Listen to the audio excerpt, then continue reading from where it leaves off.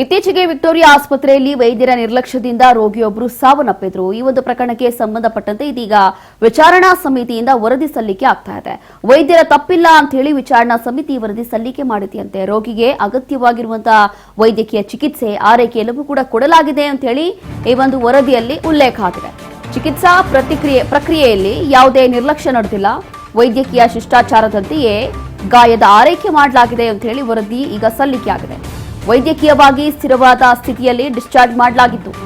ಮುಂದಿನ ತಪಾಸಣೆಗಾಗಿ ಅಗತ್ಯ ಸೂಚನೆಗಳನ್ನು ಕೂಡ ನೀಡಲಾಗಿತ್ತು. ತುರ್ತು ಸಂದರ್ಭಗಳಲ್ಲಿ ಸಂಪರ್ಕಿಸಲು ಮಾಹಿತಿ ಕೂಡ ಒದಗಿಸಲಾಗಿತ್ತು ಅಂತ ಹೇಳಿ ಈ ವರದಿಯಲ್ಲಿ ಉಲ್ಲೇಖ ಆಗಿದೆ. ಈಗ ಚಿಕಿತ್ಸೆಗೂ ನಂತರದಲ್ಲಿನ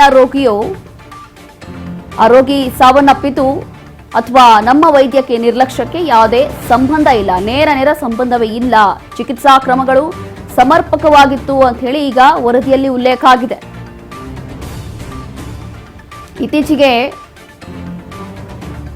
ಓರ್ವ ರೋಗಿ ಸಾವನ್ನಪ್ಪಿದ್ರು ವಿಕ್ಟೋರಿಯಾ ಆಸ್ಪತ್ರೆಯಲ್ಲಿ. ಈ ಪ್ರಕರಣ ಬಹಳಷ್ಟು ಸದ್ದು ಮಾಡಿತ್ತು. ಪ್ರಕರಣ ಸಂಬಂಧ ಈಗ ವಿಚಾರಣಾ ಸಮಿತಿಯಿಂದ ವರದಿ ಸಲ್ಲಿಕೆ ಆಗಿರುವಂತದ್ದು. ನಮ್ದೇನು ತಪ್ಪೇ ಇಲ್ಲ, ಕರೆಕ್ಟ್ ಆಗಿ ಟ್ರೀಟ್ಮೆಂಟ್ ಕೊಟ್ಟಿದ್ದೀವಿ, ವೈದ್ಯಕೀಯ ನಿರ್ಲಕ್ಷ್ಯ ಏನೂ ಇಲ್ಲ, ಡಿಸ್ಚಾರ್ಜ್ ಮಾಡುವಂತಹ ಪರಿಸ್ಥಿತಿ ಅವರಿತ್ತು, ಸ್ಟೇಬಲ್ ಆಗಿದ್ರು, ಹಾಗಾಗಿ ಅವರನ್ನ ಆ ಟೈಮಲ್ಲಿ ಡಿಸ್ಚಾರ್ಜ್ ಮಾಡಿದ್ದೀವಿ ಅಂತ ಹೇಳಿ ಈ ರೀತಿಯಾಗಿ ವರದಿಯನ್ನ ಸಲ್ಲಿಕೆ ಮಾಡಿದ್ದಾರೆ. ವಿಕ್ಟೋರಿಯಾ ಆಸ್ಪತ್ರೆಯ ಕರ್ಮಕಾಂಡ ಎಲ್ಲರಿಗೂ ಕೂಡ ಗೊತ್ತಿರುವಂತಹ ವಿಚಾರ. ಈ ರೀತಿಯಾಗಿ ಇವರು ವರದಿ ಸಲ್ಲಿಕೆ ಮಾಡ್ಬಿಟ್ರೆ ಎಲ್ಲವೂ ಕೂಡ ಸರಿ ಹೋಗ್ಬಿಡುತ್ತಾ ಅಥವಾ ಜನ ಇದನ್ನ ನಂಬಿಕೋಬಿಡ್ತಾರಾ? ಒಂದ್ ಸ್ವಲ್ಪನೂ ನಾಚಿಕೆ ಮಾನ ಮರ್ಯಾದೆ ಏನೂ ಇಲ್ಲ ವಿಕ್ಟೋರಿಯಾ ಆಸ್ಪತ್ರೆಯ ವೈದ್ಯರೇ ಇರಲಿ ಅಥವಾ ಅಲ್ಲಿರುವಂತಹ ಸಿಬ್ಬಂದಿನೇ ಇರಲಿ. ಇಷ್ಟೆಲ್ಲ ಆದ್ರೂ ಕೂಡ ನಮ್ದೇನು ತಪ್ಪೇ ಇಲ್ಲ ಅಂತ ಹೇಳಿ ಇವರು ವರದಿಯನ್ನ ಸಲ್ಲಿಕೆ ಮಾಡ್ತಾರೆ ಅಂತಂದ್ರೆ ಇಂಥ ಜನರಿಗೆ ಏನ್ ಹೇಳಬೇಕು? ಚಿಕಿತ್ಸಾ ಪ್ರಕ್ರಿಯೆಯಲ್ಲಿ ಯಾವುದೇ ಒಂದು ನಿರ್ಲಕ್ಷ್ಯ ಇಲ್ಲ, ಏನೂ ಇಲ್ಲ, ವೈದ್ಯಕೀಯ ಶಿಷ್ಟಾಚಾರ ಎಲ್ಲವೂ ಕೂಡ ಇವರು ಪಾಲಿಸಿದ್ದಾರಂತೆ. ಅದರಲ್ಲೂ ಕೂಡ ಈ ರೋಗಿ ಸ್ಥಿರವಾದಂತಹ ಪರಿಸ್ಥಿತಿಯಲ್ಲಿದ್ರು, ಹಾಗಾಗಿ ಡಿಸ್ಚಾರ್ಜ್ ಮಾಡಿದ್ದೀವಿ ಅಂತ ಹೇಳಿ ಈ ವರದಿಯಲ್ಲಿ ಉಲ್ಲೇಖ ಆಗಿದೆ. ಆದ್ರೆ ಇದು ಎಷ್ಟರ ಮಟ್ಟಿಗೆ ಸರಿ ಅನ್ನುವಂಥದ್ದು ಈಗ ಯಕ್ಷ ಪ್ರಶ್ನೆ.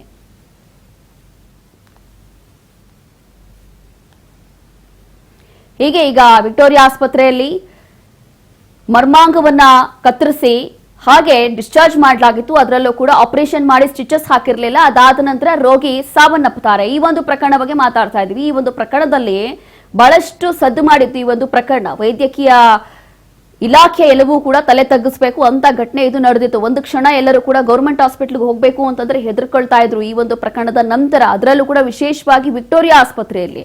ಆದ್ರೆ ಇವ್ರಿಗೆ ಸ್ವಲ್ಪವೂ ಕೂಡ ನಾಚಿಕೆ ಮಾನ ಮರ್ಯಾದೆ ಇಲ್ಲ.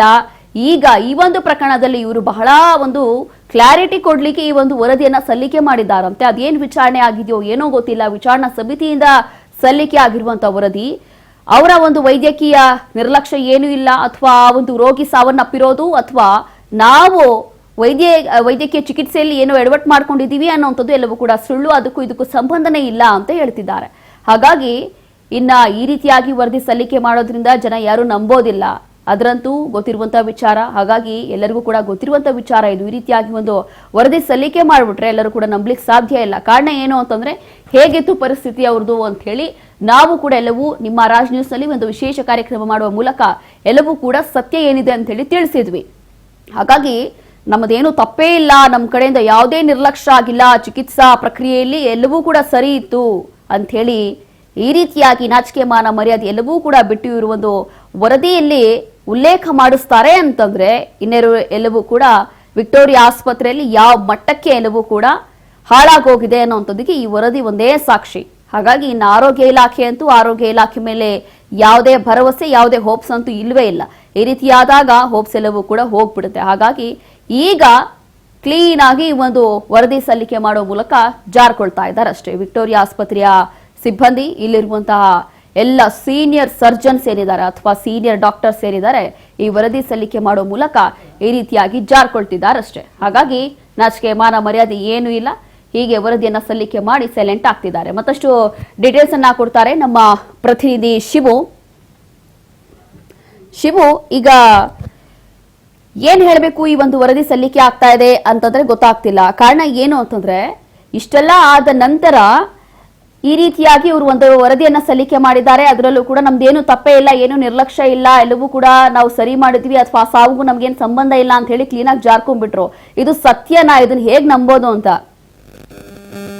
ರೋಶ್ನಿ, ಶವನಾಜ್ ಸಾವಿನ ಪ್ರಕರಣಕ್ಕೆ ಸಂಬಂಧಪಟ್ಟಂತೆ ಈಗೇನು ವಿಕ್ಟೋರಿಯಾ ಆಸ್ಪತ್ರೆಯಲ್ಲಿ ಕಮಿಟಿ ಮಾಡಿದ್ರು, ಈ ಕಮಿಟಿಯ ವರದಿ ಕೊಟ್ಟಿದೆ. ಆ ವರದಿಯಲ್ಲಿ ಅವರು ಬಹಳ ಸ್ಪಷ್ಟವಾಗಿ ನಮೂದು ಮಾಡಿದ್ದಾರೆ. ಕಾರ್ಡಿಯಾಕ್ ಅರೆಸ್ಟ್ನಿಂದಾಗಿ ವ್ಯಕ್ತಿ ಮೃತಪಟ್ಟಿರುವಂತದ್ದು ದೃಢಪಟ್ಟಿದೆ. ಮತ್ತೆ ಇಲ್ಲಿನ ಆಸ್ಪತ್ರೆಯ ಸಿಬ್ಬಂದಿ ಆಗ್ಲಿ ಡಾಕ್ಟರ್ಗಳಾಗ್ಲಿ ಚಿಕಿತ್ಸೆಯಲ್ಲಿ ಯಾವುದೇ ರೀತಿಯ ಒಂದು ಲೋಪ ಆಗ್ಲಿಲ್ಲ ಅನ್ನುವಂಥದ್ದು ಕಮಿಟಿಗೆ ಗಮನಕ್ಕೆ ಬಂದಿದೆ ಅನ್ನುವಂಥದ್ದನ್ನ ವರದಿಯಲ್ಲಿ ಹೇಳಿದ್ದಾರೆ. ಅದ್ರ ಜೊತೆಗೆ ಎಲ್ಲರನ್ನೂ ಕೂಡ ವಿಚಾರಿಸಿದೀವಿ. ದೂರುದಾರರನ್ನು ಕೂಡ ರೋಗಿಯ ಸಂಬಂಧಿಕರನ್ನು ಕೂಡ ವಿಚಾರಣೆ ಮಾಡಲಾಗಿದೆ. ಎಲ್ಲವೂ ಕೂಡ ನಿಷ್ಪಕ್ಷಪಾತವಾಗಿ ಇಲ್ಲಿ ಆಯೋಗ ಎಲ್ಲವನ್ನೂ ಕೂಡ ಕಲೆ ಹಾಕಿದಾಗ ಈ ಶವನಾಜನ ಸಾವಿನಲ್ಲಿ ಯಾವುದೇ ರೀತಿಯಲ್ಲಿ ವಿಕ್ಟೋರಿಯಾ ಆಸ್ಪತ್ರೆಯ ಒಂದು ಆ ಸಿಬ್ಬಂದಿಯ ಲೋಪ ಇರೋದು ಕಂಡು ಬಂದಿಲ್ಲ ಅನ್ನುವಂಥದ್ದನ್ನ ವರದಿಯಲ್ಲಿ ಕೊಟ್ಟಿದ್ದಾರೆ. ಅದರಲ್ಲಿ ಬಹಳ ಮುಖ್ಯವಾಗಿ ಈಗ ಯಾರ್ಯಾರು ಡಾಕ್ಟರ್ ಇದ್ರು, ಅಲ್ಲಿ ನರ್ಸ್ ಇದ್ರು, ಬೀದಿಯಲ್ಲಿ ಮಲ್ಕೊಂಡಿದ್ರು ಅಂತ ಏನೋ ಅಲಿಗೇಷನ್, ಅಂದ್ರೆ ಇನ್ಪೇಷಂಟ್ ಆಗಿ ತೆಗೆದುಕೊಳ್ಳದಿರ 3 ದಿನ ಬೀದಿಯಲ್ಲೇ ನಮ್ಮನ್ನ ಬಿಡಲಾಗಿತ್ತು ಅನ್ನುವಂಥದ್ದನ್ನ ಶವನಾಜ್ ಪತ್ನಿ ಏನು ಆರೋಪ ಮಾಡಿದ್ರು, ಅದು ಕೂಡ ಕಮಿಟಿ ತಳ್ಳಿ ಹಾಕಿದೆ. ಅಲ್ಲಿ ವಿಶ್ರಾಂತಿ ಧಾಮದಲ್ಲಿ ಅವರಿಗೆ ಅವಕಾಶ ಮಾಡಿಕೊಳ್ಳಲಾಗಿತ್ತು ಅನ್ನುವಂಥದ್ದನ್ನ. ಮತ್ತೆ ಪ್ಲಾಸ್ಟಿಕ್ ಸರ್ಜರಿಗೆ ಸಂಬಂಧಪಟ್ಟಂತೆ ಈ ಒಂದು ಶಸ್ತ್ರಚಿಕಿತ್ಸೆ ಆದ ನಂತರದಲ್ಲಿ ಪ್ಲಾಸ್ಟಿಕ್ ಸರ್ಜರಿ ಏನೇ ಮಾಡ್ಬೇಕಾಗಿತ್ತು ಅದಕ್ಕೆ ಆ ಡಿಪಾರ್ಟ್ಮೆಂಟ್ ಕಳಿಸ್ಕೊಳ್ಳಲಾಗಿತ್ತು. ಅವರು ಆಸ್ ಅ ಚಿಕಿತ್ಸೆ ಪ್ರಕಾರವಾಗಿನೇ ಗಾಯ ವಾಸಿ ಆಗ್ಬೇಕಾಗಿತ್ತು. ಆಗ ಇಲ್ಲ ಅಂತಂದ್ರೆ ಸ್ಟಿಚ್ ಹಾಕಕ್ ಬರಲ್ಲ ಅನ್ನುವಂಥದ್ದನ್ನ ಹೇಳಿದ್ದಾರೆ ಅನ್ನುವಂತ ಒಂದು ವರದಿಯನ್ನ ಕೊಟ್ಟಿದ್ದಾರೆ. ಈ ವರದಿ ಒಂದ್ ರೀತಿಯಲ್ಲಿ ಎಕ್ಸ್ಪೆಕ್ಟೆಡ್. ಯಾವುದೇ ರೀತಿಯನ್ನು ಕೂಡ ಅವ್ರಿಗೆ ಇಲ್ಲಿನ ಡಾಕ್ಟರ್ಗಳ ಒಂದು ತಪ್ಪಿನಿಂದಾಗಿ ಸಾವಾಗಿದೆ ಅಥವಾ ಫೋರ್ಲಿಯಸ್ ಗ್ಯಾಂಗ್ರೀನ್ ಏನಿದೆ, ಫೋರ್ಲಿಯಸ್ ಗ್ಯಾಂಗ್ರೀನ್ಗೆ ಇಲ್ಲಿನ ವೈದ್ಯರು ತಪ್ಪು ಮಾಡಿದ್ದಾರೆ ಅನ್ನುವಂತ ಒಂದು ವರದಿಗಳು ಏನು ನಿರೀಕ್ಷೆ ಮಾಡಿರ್ಲಿಲ್ಲ. ಏನೆಲ್ಲ ಅಲಿಗೇಷನ್ ಬಂದಿತ್ತು, ಮಾಧ್ಯಮಗಳಲ್ಲಿ ಏನೆಲ್ಲ ಸುದ್ದಿ ಬಿತ್ತರಾಗಿತ್ತು, ಅದಕ್ಕೊಂದು ಕಮಿಟಿ ಮಾಡಿದ್ರು. ಕಮಿಟಿಯಲ್ಲಿ ಈಗ ಆಸ್ಪತ್ರೆಯ ಪರವಾಗಿ, ಆಸ್ಪತ್ರೆಯ ಸಿಬ್ಬಂದಿಯ ಪರವಾಗಿ ಕೊಟ್ಟಿರುವಂತದ್ದು. ಇದನ್ನ ಶವನಾಜ್ ಪತ್ನಿ ವಿರೋಧಿಸ್ತಾ ಇದ್ದಾರೆ. ಅದು ಇಲ್ಲ, ಇಲ್ಲಿ ಆಸ್ಪತ್ರೆಯ ಸಿಬ್ಬಂದಿಗಳ ನಿರ್ಲಕ್ಷ್ಯ ಇತ್ತು, ನನ್ನ ಗಂಡ ಏನ್ ಕಾರ್ಡಿಯಾಕ್ ಅರೆಸ್ಟ್ನಿಂದಾಗಿ ಸತ್ತಿರೋದಲ್ಲ, ಹೆವಿ ಏನು ಅವರು ಸ್ಟಿಚ್ ಮಾಡದೆ ಬಿಟ್ಟಿದ್ದರಿಂದ ಗಾಯ ವಾಸಿ ಆಗಿರ್ಲಿಲ್ಲ. ನಂತರ ಹೆವಿ ಬ್ಲೀಡಿಂಗ್ ಆಯ್ತು ಒಂದ್ ಟೈಮ್ ನಲ್ಲಿ. ಹೆವಿ ಬ್ಲೀಡಿಂಗ್ ಇಂದಾಗಿನೇ ನನ್ನ ಗಂಡ ಸಾವನ್ನಪ್ಪಿರೋದು. ಇದಕ್ಕೆ ವಿಕ್ಟೋರಿಯಾ ಆಸ್ಪತ್ರೆಯ ಸಿಬ್ಬಂದಿ ಮತ್ತು ವೈದ್ಯರೇ ನಿರ್ಲಕ್ಷ್ಯ ಅನ್ನುವಂಥದ್ದು ಈಗಲೂ ಕೂಡ ಆರೋಪಿಸ್ತಾ ಇದ್ದಾರೆ.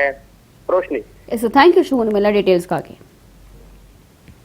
ಹೀಗೆ ಸದ್ಯಕ್ಕೆ ಈ ವರದಿಯಲ್ಲಿ ಸಲ್ಲಿಕೆ ಆಗಿರುವಂತಹ ಡೀಟೇಲ್ಸ್ ಇದು. ಅದರಲ್ಲೂ ಕೂಡ ಆಸ್ಪತ್ರೆಯ ವೈದ್ಯಕೀಯ ತಂಡದಿಂದ ಅಥವಾ ಇಲ್ಲಿರುವಂತಹ ಸಿಬ್ಬಂದಿಯಿಂದ ಯಾವುದೇ ನಿರ್ಲಕ್ಷ್ಯವೇ ಇಲ್ಲ ಅಂತ ಹೇಳಿ ಕ್ಲೀನಾಗಿ ಜಾರ್ಕೊಬಿಡ್ತಾ ಇದ್ದಾರೆ. ಹಾಗಾಗಿ ಇದು ಎಷ್ಟರ ಮಟ್ಟಿಗೆ ಸತ್ಯ ಅನ್ನುವಂಥದ್ದು ಗೊತ್ತಿಲ್ಲ. ಬಟ್ ಸದ್ಯಕ್ಕೆ ಗೊತ್ತಾಗ್ತಾ ಇರುವಂತದ್ದು ವಿಚಾರಣಾ ಸಮಿತಿ ಅಂತ ಹೇಳಿ, ಅಂತಂದ್ರೆ ವಿಚಾರಣೆಗೋಸ್ಕರ ಒಂದು ಕಮಿಟಿ ರೆಡಿ ಆಗಿದ್ದು. ಈ ಕಮಿಟಿಯಿಂದ ಸಲ್ಲಿಕೆ ಆಗಿರುವಂತಹ ವರದಿ.